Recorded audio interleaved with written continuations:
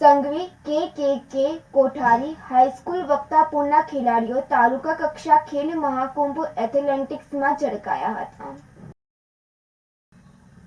તારીખ 9/1/2025 રોજ તાલુકા કક્ષા એથ્લેટિક્સ વિભાગનું આયોજન સાબર સ્ટેડિયમ હિંમતનગર મુકામે કરવામાં આવ્યું હતું, જેમાં દોડ, ફેંક અને કૂદ વિભાગમાં સંઘવી કે કોઠારી હાઈસ્કૂલ વક્તાપુરના વિદ્યાર્થીઓ મેદાન મારી ગયા, જેમાં 3000 મીટર બુબડિયા હરેશ પ્રથમ ક્રમ પ્રાપ્ત કરેલ છે।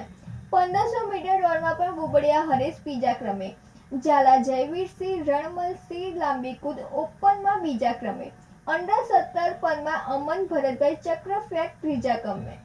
તમામ રમતવીરો જિલ્લામાં ઉત્તર પ્રદર્શન કરી શાળાને ગર્વ અને ગૌરવ અપાવી તાલુકાનું પ્રતિનિધિત્વ કરશે, તે બદલ શાળા પરિવારે પ્રોત્સાહિત કરી કોચ તેમજ રમતવીરોને શાળાના આચાર્ય, ટ્રસ્ટી તેમજ શાળાના સ્ટાફ પરિવારે રમતવીરો જિલ્લામાં પોતાનું શ્રેષ્ઠ પ્રદર્શન બતાવી શાળાને ગૌરવ અપાવે તેવી શુભકામના પાઠવી હતી। આબિદ ભુરા સાથે નંદિની જોશી, સિટી ન્યૂઝ હિંમતનગર। સાબરકાંઠા જિલ્લાના હિંમતનગર આરટીઓ ચોકડી પર ટ્રાફિક સમસ્યા સર્જાઈ હતી। સાબરકાંઠા જિલ્લાના હિંમતનગર આરટીઓ ચોકડી પર ટ્રાફિકની સમસ્યા સર્જાઈ હતી, જેમાં આજ રોજ હિંમતનગર બાયપાસ રોડ આરટીઓ ચોકડી પર ટ્રાફિક જામ સર્જાયો હતો। પ્રાપ્ત માહિતી મુજબ આજરોજ સવારે એક ટ્રેલર ગાડી આરટીઓ સર્કલ પાસે બંધ થઈ જતા ટ્રાફિકની સમસ્યા સર્જાઈ હતી, જેમાં થોડા સમય માટે અવરજવર કરતા ગાડીઓની લાંબી કતાર દેખવામાં આવી હતી અને હિંમતનગર મુખ્ય મથક હોવાથી બહારથી આવતા લોકોનો ઘસારો વધારે હોવાથી ટ્રાફિકની સમસ્યા બનતી હોય છે।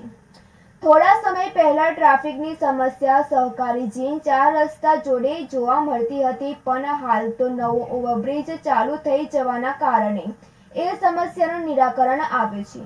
હવે આ સમસ્યા રોજની આરટીઓ સર્કલ પાસે જોવા મળી રહી છે। સાથે સાથે આ રસ્તા પર રખડતી ગાયોનો પણ ઘસારો હોવાથી ટ્રાફિકની સમસ્યા બનતી હોય છે।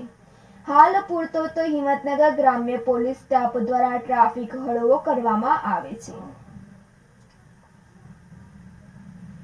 આબિદપુરા સાથે તનિષા પરમાર, સિટી ન્યૂઝ હિંમતનગર।